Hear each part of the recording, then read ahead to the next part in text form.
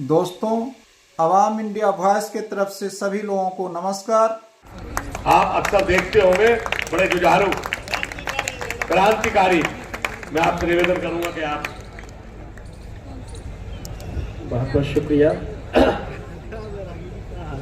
तथागत बुद्ध बाबा साहब डॉक्टर भीमराव अंबेडकर जी, राष्ट्रपिता ज्योतिबा फुले, माता सावित्रीबाई फुले, माता फातिमा बी, शाहू जी महाराज, हमारे काशीराम साहब सहित इस देश में जन्मे सभी महापुरुषों के चरणों में कोटि कोटि नमन करते हुए आज के इस कार्यक्रम के कर्ता धर्ता और हमारे बहुत पुराने साथी मिशन जय भीम के राष्ट्रीय अध्यक्ष पूर्व मंत्री राजेंद्र पाल गौतम जी, मंच पर बैठे जज साहब मनोज कुमार जी, ठेकेदारी हटाओ राष्ट्रीय संयुक्त मोर्चा के राष्ट्रीय अध्यक्ष आदरणीय डीसी कपिल साहब और अन्य तमाम मेरे सम्मानित साथी और सामने बैठे हुए मेरे सभी सम्मानित भाइयों, बहनों, बुजुर्गों, नौजवान साथियों, आप सभी को मेरा जय भीम, नमो बुद्धाय, आदाब, सत श्री अकाल। साथियों, आज जो सम्मेलन है उसका नाम दिया गया है राष्ट्रीय बौद्ध एवं बहुजन अधिकार सम्मेलन। तो अधिकार तो उनके बचेंगे ना कि जो लोग होंगे, लेकिन अगर लोगों को ही खत्म कर दिया जाए तो अधिकार किसके लिए जरूरत है? किसी के लिए जरूरत नहीं। और वर्तमान सरकार लगातार लोगों को खत्म करने का पूरा बंदोबस्त कर रही है। आपको मालूम होगा, बड़ा हल्ला मच रहा है कि संसद की सुरक्षा में चूक और बीजेपी के जो एमपी है उसके माध्यम से पास बनवाए गए उन लोगों के जिससे वो अंदर पहुंचे, और उसी दिन दो महत्वपूर्ण कानून पास कर दिए गए और आप इसी सुरक्षा में अटके पड़े। एक, इलेक्शन कमीशन को अधिकार दे दिए, और दूसरे, अगर आर्थिक स्थिति के विषय में कोई भी बोलेगा तो उसे आतंकवाद माना जाएगा। ये कानून पास हो गए। 146 जो सांसद हैं विपक्ष के उनको निष्कासित कर दिया, और उसके बाद में संसद में आईपीसी, सीपीसी, सीआरपीसी, इन तीनों पर बिना विपक्ष के हुए, बिना चर्चा के उन्हें पास करने की सारी व्यवस्था कर दी। आपको नहीं समझ में आ रहा कि जिस व्यक्ति के खिलाफ, जिस सरकार के खिलाफ आपको लड़ाई लड़नी है, उसकी रणनीति क्या है, वो कैसा छल कपट से भरा हुआ व्यक्ति है, किस तरह की चालें वो चल रहा है। आप अधिकार मांग रहे हो, वो आपकी गर्दन काटने के लिए सारे इंतजाम कर रहा, आप अधिकार मांग रहे हो। पहले बचोगे तो अधिकार बचेगा ना, अधिकार मांगोगे। और मैं यूं नहीं समझता कि अधिकार मांग रहा है। मैंने तो यही सुना, यहां बैठे हुए लोग हैं उनके मुंह से भी कई बार सुना कि अधिकार मांगे नहीं जाते, अधिकार छीने जाते, तो फिर मांग काहे को रहे यार मेरे। मतलब बड़ी अजीब अजीब सी स्थिति मुझे नजर आती है। साथियों, आपका कुछ नहीं बचेगा अगर आपको विश्वास नहीं है।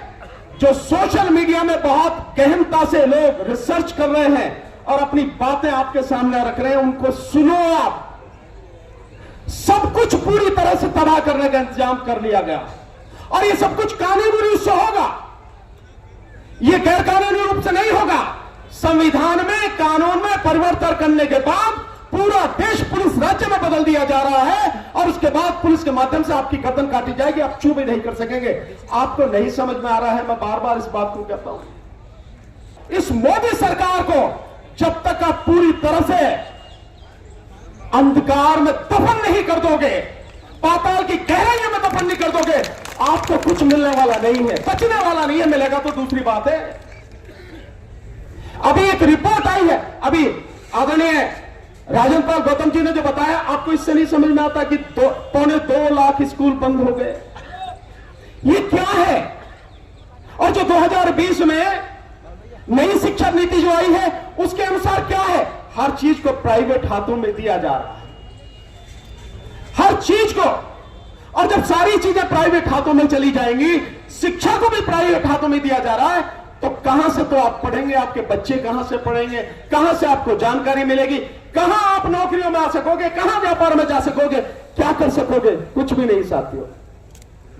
तो ये जो सारी चीजें हैं जिस तरह से की जा रही हैं, कुछ भी बचने वाला नहीं है। इसलिए मैं तो आपसे यह निवेदन करूंगा, अपनी आंखें खोलो और सबसे पहले इंतजाम इस सरकार को सत्ता से हटाने का करो। मैंने बार बार कहा है कि पॉलिटिकल पार्टियां, विशेषकर कांग्रेस जो पार्टी है, और कांग्रेस के साथ साथ में जितनी भी इंडिया गठबंधन में ये 27-28 पार्टियां हैं, क्यों नहीं सड़क पर उतरकर इसका विरोध करती है कि ईवीएम से चुनाव होगा तो हम भाग नहीं लेंगे, चुनाव होने ही देंगे। और आप समझ लो, अगर आप ये नहीं करेंगे आंदोलन, तो इसके बाद कुछ बचना नहीं है। मैं बार बार कह रहा हूं, आपकी सारी तबाही का, आपकी गर्दन काटने का मोदी ने इंतजाम कर लिया। मैं नाम ही लेके कह रहा हूं, मोदी ने, नरेंद्र दामोदर दास मोदी। ईवीएम है तो मोदी है, मोदी है तो तुम नहीं हो, तुम्हारी तबाही है। ईवीएम नहीं है तो ही देश बचेगा, तो ही तुम बचोगे, तुम्हारी आने वाली पीढ़ी बचेगी, तुम्हारे बच्चों का भविष्य बचेगा। उसके बाद ही अधिकार की बात करना। अबे जिंदा रहोगे तो अधिकार मांगोगे ना, जिंदा ही नहीं रहोगे तो काहे के अधिकार है। इसलिए मेरा आप सबसे निवेदन है, ईवीएम के मुद्दे को पहला मुद्दा बनाकर इस पर संघर्ष कीजिए, सड़क पर आइए। जितनी भी पॉलिटिकल पार्टी है, नेता हैं, सबको कहिए कि यह आमे। हालांकि इनसे कहने का कोई फायदा नहीं है, क्योंकि इन सभी नेताओं के रहते हुए आपके तमाम अधिकार कानूनी रूप से इसी संसद में, विधानसभाओं में खत्म कर दिए गए, और ये मुर्दे जरा भी कुछ नहीं कर पाए, सारे के सारे। चाहे 131 का हो या बाकी और जितने भी है, जो कहना है कह लो, लेकिन इनके रहते हुए सब कुछ हो गया। और पार्लियामेंट में आज की तारीख में जिस तरह की गुंडागर्दी चली है, मैं यही शब्द बोलूंगा, गुंडागर्दी जो चल रही है, ऐसी गुंडागर्दी लोकतंत्र में, किसी संसद में, किसी विधानसभा में आज तक कभी किसी ने न देखी, और न ही कभी किसी सरकार ने ऐसी की जैसी हो रही है। इससे बचने का रास्ता केवल और केवल सड़क। देश की अदालतें, हम भी अदालत में रहती हैं, देश की अदालतें मैं बिल्कुल खुलेआम कह सकता हूं, अब इस काबिल नहीं रही कि लोगों को बचा सके, देश के संविधान की रक्षा कर सके, आपको आपका अधिकार दिला सके। और जब अभी जज साहब कह के गए कि जून 18 में जब 4 जजेस बाहर निकल कर आए, तो उन्होंने भी तो पब्लिक से कहा था कि लोकतंत्र खतरे में, तो तब भी नहीं समझे। साथियों, जो स्थिति है, केवल और केवल देश की जनता सड़क पर आएगी तो ही देश बचेगा, अन्यथा कुछ बचना नहीं। बहुत बहुत शुक्रिया। वकील साहब विवेक बिंद्रा कह रहे हैं कि जो शूद्र है ना, वो +1 नहीं हो सकते, -1 हो सकते हैं। वो तो शूद्र मर गए क्या? पकड़ के कुटाई कर दो, ढंग से अकल आ जाएगी। भाई ऐसे लोग जो बिल्कुल पागल कुत्तों की तरह हो चुके हैं, उनका एक ही इलाज है, पकड़ के ठुकाई कर दो एक बार। और अगर ये नहीं कर सकते तो उन्हें पूरी तरह से इग्नोर कर दो, पूरी तरह से उन्हें भूल जाओ, क्योंकि ऐसे मूर्खों की, ऐसे लोगों की इस देश में भीड़ है जो आपको चिढ़ाते हैं, आपका अपमान करते हैं। वो उसी नस्ल का तो है भाई, जिन्होंने आपको हजारों साल जो गुलामी से बदतर जिंदगी दी, वो उसी नस्ल का है ना बिंद्रा। तो अपनी नस्ल से कैसे बाज आएगा, कैसे बदलेगा वो? इसीलिए वो ये काम कर रहा है। कह रहे हैं शूद्रों को शासक बना दिया, देश को बेकार कर देंगे। बना दिया? तेरे बाप ने बनाया? अबे हम में हिम्मत थी, हम में ताकत थी, हौसला था, हम में बुद्धि थी, हम में योग्यता थी, तो सत्ता छीन ली। अगर हमें बना देता तो तू बनाता ना, तो अपने बाप से कह के तू, तेरा बाप बन जाता, तू बन जाता। हिम्मत थी तो तुझमें।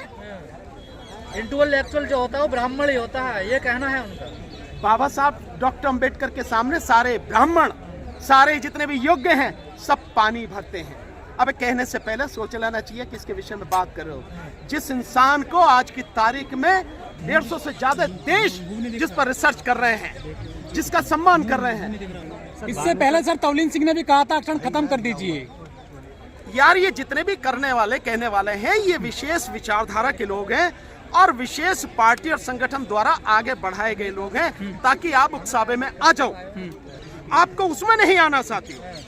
आपको अपने अधिकारों को समझते हुए अपने अधिकार कैसे आप छीन सके, कैसे आप सत्ता को उनसे छीन सके, कैसे सत्ता में आप बैठ सके, उस पर ज्यादा काम करो, उस पर ज्यादा ध्यान दो। इन सारे लोगों के उसमें अटके रहने से कोई फायदा नहीं, इस चर्चा करने का भी कोई फायदा नहीं। भानु सर, एक बात पूछना चाहूंगा, 141 संसद को सस्पेंड कर दिया गया है, इस पे क्या कहना चाहेंगे आप? बहुत सीधा सा है, वो एक रणनीति के तहत मोदी सरकार ने जो पीठासीन अधिकारी हैं उनके माध्यम से उनको सस्पेंड कराया, निलंबित कराया।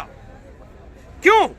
क्योंकि जो 3 सबसे खतरनाक बिल पास हुए हैं, जिसको ये कह रहे हैं पूरी तरह से भारतीय हैं, जो आईपीसी यानी इंडियन पेनल कोड जो था, भारतीय दंड संहिता, और जो आपका वो था सीआरपीसी, और जो एविडेंस एक्ट था, इन तीनों में जबरदस्त तरीके से बदलाव किए, और बदलाव इस तरह से किए हैं कि आने वाले समय में सरकार के खिलाफ कोई बोल नहीं सकेगा। जो राजद्रोह जिसे कहा जाता था, जिस पर सुप्रीम कोर्ट ने रोक लगा दी थी, उस राजद्रोह को देशद्रोह में बदल दिया। इसको तय कौन करेगा कि क्या राजद्रोह है, क्या देशद्रोह है? ये तय करेगी सरकार। और सरकार किस तरह से तय करी आप जानते हो। सरकार तय कर रही है कि जो लोग लोगों का अपमान कर रहे हैं, संसद का अपमान कर रहे हैं, उनको पूरी तरह से संरक्षण दिया जा रहा है। सर, आखिर और बाकी जो लोग हैं, जो विपक्ष के लोग हैं, उनको रास्ता बताया जा रहा है। तो ये जो तीनों बिल जो पास करवाए गए हैं, ये तीनों के तीनों बिल जब संसद में विपक्ष है ही नहीं, और विपक्ष को इसीलिए निकाला गया कि अगर चर्चा होगी तो सरकार नंगी होगी, सरकार की पोल खुलेगी, इसीलिए पहले विपक्ष को हटाओ। इसीलिए जो टीएमसी की जो सांसद हैं उनको इसी तरह से निलंबित किया 6 मिनट में गया। बिल पास हो रहे हैं सर संसद में। अरे 6 मिनट तो ज्यादा हैं, वो तो 1 ही मिनट में पास हो जाने थे, 6 मिनट तो बहुत ज्यादा हैं। सो आप आईपीसी में अमेंडमेंट कर रहे हैं, आप सीआरपीसी में अमेंडमेंट कर रहे हैं, आप एविडेंस एक्ट में अमेंड कर रहे हैं, और 6 मिनट में ये सारी चीजें पास हो रही है। लेकिन मोदी जी कहते हैं कि मदर ऑफ डेमोक्रेसी लेकर आए हैं हम देश में। अरे मदर ऑफ डेमोक्रेसी का चीरहरण जितना मोदी ने किया है, जितना मदर ऑफ डेमोक्रेसी को उसने अपमानित किया है, कमजोर किया है, घायल किया है, इतना इस देश में किसी की हिम्मत नहीं हुई। विपक्षी सांसदों ने धनखड़ का अपमान किया है, जाटों का अपमान किया है। जाटों का अपमान, हाँ। जाटों का अपमान तब नहीं था कि जब यहाँ महिला इस पे जंतर मंतर पे जहाँ पर हम खड़े हैं, जहाँ महिला जो वो पहलवान थी, उन सब के आंदोलन को जब पूरा देश उनके साथ में खड़ा हो गया था, तब उस आंदोलन को पूरी तरह से तबाह कर दिया। जाटों का अपमान तब नहीं हुआ था।